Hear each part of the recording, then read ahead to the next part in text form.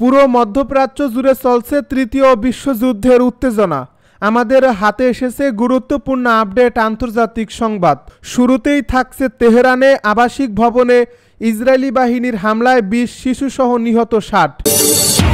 এবারে জানিয়ে দিব যুক্তরাজ্য ফ্রান্সের ঘাঁটিতে হামলার হুমকি ইরানের। আরও জানাবো কয়েকটি ইসরায়েলি ড্রোন ভূপাতিত করল ইরান। এবারে জানিয়ে দিব ভারতে বিমান দুর্ঘটনায় নিহত বেড়ে ২৭৯। সব শেষে জানিয়ে দিব অনির্দিষ্টকালের জন্য বেন গুরিয়ন বিমানবন্দর বন্ধ ঘোষণা করল ইসরায়েল। এতক্ষণ শুনছিলেন আপডেট আন্তর্জাতিক সংবাদের শিরোনাম, এবারে বিস্তারিত। তবে তার আগে অনুরোধ রইল ভিডিওটিতে একটি লাইক এবং কমেন্ট করে জানিয়ে দিন ভিডিও সম্পর্কে আপনার মূল্যবান মতামত। আরও জানিয়ে দিন ভিডিওটি কোথা থেকে দেখছেন বা কোন জেলা থেকে দেখছেন। তেহরানে আবাসিক ভবনে ইসরায়েলি হামলায় ২০ শিশুসহ নিহত ৬০। তেহরানের একটি আবাসিক ভবনে ইসরায়েলের ভয়াবহ বিমান হামলায় ৬০ জন নিহত হয়েছেন বলে জানিয়েছে ইরানের রাষ্ট্রীয় সংবাদ মাধ্যমের একজন প্রতিবেদক। নিহতের মধ্যে রয়েছে অন্তত ২০ জন শিশু, যাদের মধ্যে ৬ মাস বয়সী শিশুও ছিল। ইরানি টেলিভিশনে সরাসরি সম্প্রচারে দেখা গেছে রাজধানী তেহরানের শারাখ-ই শহীদ চামরান আবাসিক এলাকায় ১৪ তলা একটি ভবনের ধ্বংসাবশেষ সরিয়ে নিচ্ছেন উদ্ধারকর্মীরা। ঘটনাস্থল থেকে প্রতিবেদক জানান, ধ্বংসস্তূপের নিচে এখনও অন্তত ১০টি মরদেহ আটকে আছে। ইরানে জাতিসংঘে নিয়োজিত রাষ্ট্রদূত আমির সাইদ ইরাবানি শুক্রবার জানান, ইসরায়েলের হামলায় অন্তত ৭৮ জন নিহত হয়েছেন। তবে তেহরানে নিহত ৬০ জন তার ওই ঘোষণার মধ্যেই অন্তর্ভুক্ত কিনা তা তাৎক্ষণিকভাবে নিশ্চিত হওয়া যায়নি। ইসরায়েলের এই হামলায় সাধারণ মানুষের মধ্যে ব্যাপক আতঙ্ক ছড়িয়ে পড়ছে। বিশেষ করে আবাসিক এলাকায় শিশুদের উপর এই হামলার ঘটনায় বিশ্বজুড়ে নিন্দার ঝড় উঠছে। মানবাধিকার সংগঠনগুলো এই হামলাকে যুদ্ধাপরাধ হিসেবে বিবেচনার দাবি জানাচ্ছে। প্রসঙ্গত, ইরানের ভূখণ্ডে ইসরায়েলের এই সাম্প্রতিক হামলা দেশের সামরিক ও পারমাণবিক স্থাপনার পাশাপাশি বসত বাড়িতেও আঘাত হানছে, যা মধ্যপ্রাচ্যের চরম উত্তেজনার ইঙ্গিত দিচ্ছে। ইরান এখনও পূর্ণ প্রতিক্রিয়া জানায়নি, তবে পাল্টা হামলার প্রস্তুতি চলছে বলে সামরিক সূত্রগুলো জানিয়েছে। যুক্তরাজ্য ফ্রান্সের ঘাঁটিতে হামলার হুমকি ইরানের। যুক্তরাজ্য এবং ফ্রান্সকে কঠোর হুঁশিয়ারি দিয়েছে ইরান।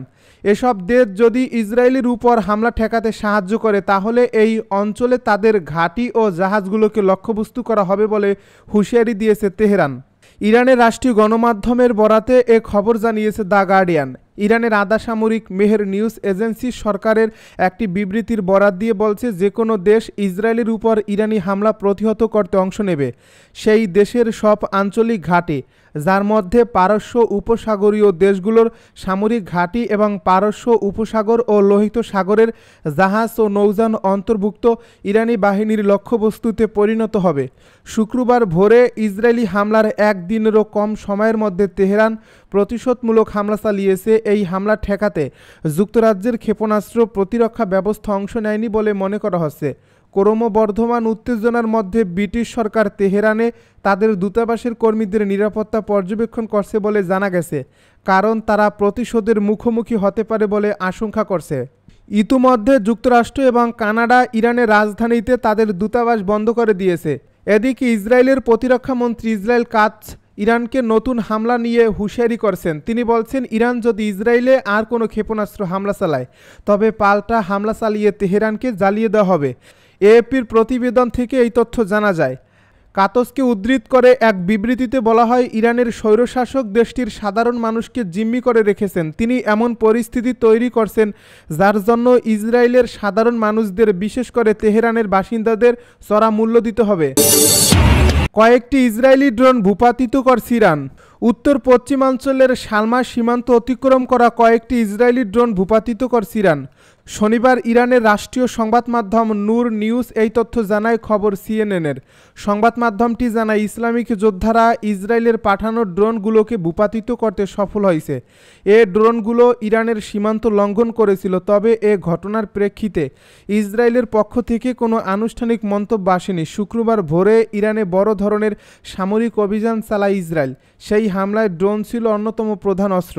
ইসরায়েলি নিরাপত্তা কর্মকর্তারা জানান, এই অভিযানের আগেই ইরানের অভ্যন্তরে তারা একটি ঘাঁটি তৈরি করেছিলেন, সেখান থেকেই বিস্ফোরক বোঝাই ড্রোন ছোড়া হয়। এই ড্রোনগুলো মূলত তেহরানের আশপাশে অবস্থিত ক্ষেপণাস্ত্র স্থাপনা লক্ষ্য করেই ছোড়া হয়।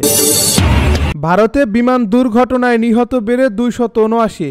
ভারতের আহমেদাবাদে লন্ডনগামী বিমান দুর্ঘটনায় নিহতের সংখ্যা বেড়ে 279 জনে দাঁড়িয়েছে বলে জানিয়েছে এএফপি। তবে ভারতীয় সংবাদ মাধ্যম এনডিটিভির খবরে 274 জন নিহতের খবর জানানো হয়।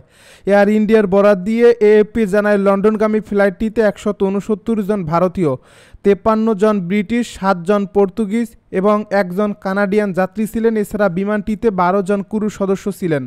এদের মধ্যে মাত্র 1 জনকে জীবিত উদ্ধার করা হয়েছে। বিমানের 241 আরোহী নিহতের পাশাপাশি গ্রাউন্ডে থাকা কমপক্ষে 38 জন নিহত হন। তবে ডিএনএ শনাক্তকরণের প্রক্রিয়া সম্পন্ন না হওয়া পর্যন্ত সরকারিভাবে হতাহতের সংখ্যা চূড়ান্ত করা হবে না।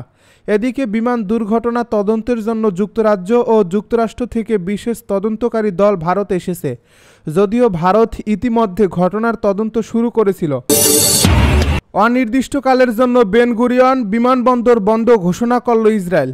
ইসরায়েল ও ইরানের মধ্যে পাল্টাপাল্টি হামলার মধ্যে বেন গুরিয়ন আন্তর্জাতিক বিমানবন্দর পরবর্তী নির্দেশ না দেওয়া পর্যন্ত বন্ধ ঘোষণা করছে ইসরায়েল। খবর টাইমস অফ ইসরায়েলের। বেন গুরিয়ন বিমানবন্দরের মুখপাত্র লিসা ডাইভারের বরাতে আল জাজিরা জানিয়েছে, বিমানবন্দর বন্ধ ঘোষণা করা হয়েছে। ফের খোলার জন্য এখনও কোনো দিন বা তারিখ নির্ধারণ করা হয়নি। বিমানবন্দর থেকে তোলা ছবিতে দেখা গেছে চেক ইন কাউন্টার ও যাত্রী লাউঞ্জগুলো ফাঁকা। ফ্লাইট তথ্য বোর্ডে সব ফ্লাইট বাতিল দেখানো হয়েছে। এদিকে লেবানন, জর্দান সহ ওই অঞ্চলের অন্যান্য দেশ আজ শনিবার থেকে তাদের আকাশসীমা পুনরায় খুলে দিচ্ছে বলে জানিয়েছে। শুক্রবার ভোর রাতে ইরানের বিভিন্ন স্থাপনায় হামলা করে ইসরায়েল।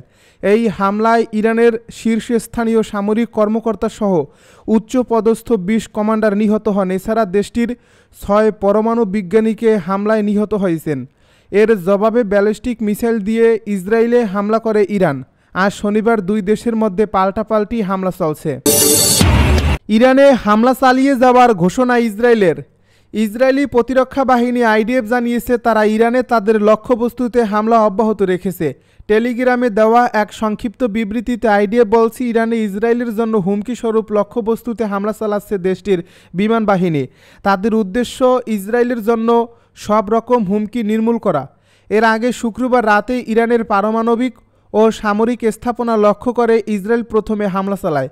ওই হামলায় ইরানের সশস্ত্র বাহিনীর প্রধান ও রেভলিউশনারি গার্ডের প্রধান সহ বেশ কয়েকজন সামরিক কমান্ডার ও অন্তত 6 জন পরমাণু বিজ্ঞানীর মৃত্যুর খবর নিশ্চিত করছে ইরান। এরপর ইরানের পারমাণবিক ও সামরিক স্থাপনা লক্ষ্য করে ইসরায়েলি হামলার জবাবে রাতে পাল্টা ক্ষেপণাস্ত্র হামলা চালিয়েছে ইরান। ভোর হওয়ার ঠিক আগেই ইসরায়েলে বেজে ওঠে সাইরেন। এর ফলে ইসরায়েলের লাখ লাখ মানুষ নিরাপদ আশ্রয় নিতে বাধ্য হয়। অপারেশন ট্রু প্রমিস 3 নামের এ অভিযানে ইসরায়েলের বিভিন্ন স্থাপনা লক্ষ্য করে হামলা করা হয়। এতে অন্তত 3 জন নিহত হয়েছে বলে জানিয়েছে বার্তা সংস্থা এপি। বিবিসির খবরে বলা হয়েছে, ইসরায়েলের সামরিক বাহিনী এক বিবৃতিতে দেশটির জনগণকে আশ্রয়স্থল থেকে বেরিয়ে আসতে বলছে। ইসরায়েলি সেনাবাহিনীর একজন মুখপাত্র একটি বিবৃতিতে জানিয়েছেন, পরিস্থিতি পর্যালোচনার পর জনগণকে দেশের সব অঞ্চলে সুরক্ষিত এলাকা থেকে বেরিয়ে আসা সম্ভব বলে মনে করা হচ্ছে। তবে আশ্রয়স্থলের কাছাকাছি অবস্থান করতে হবে। ক্ষেপণাস্ত্র প্রতিহত করতে কাজ করছে বলে জানিয়েছে ইসরায়েলি সেনাবাহিনী। ইসরায়েলিদের নিরাপদ এলাকায় চলে যেতে নির্দেশনা দেওয়া হয়েছে। এএপির খবর বলছে, শনিবার ভোরে ইরান নতুন করে ইসরায়েলে হামলা চালিয়েছে। ইসরায়েলি সেনাবাহিনী বলছে, ইরান থেকে ছোড়া বেশ কয়েকটি ক্ষেপণাস্ত্র তারা শনাক্ত করছে।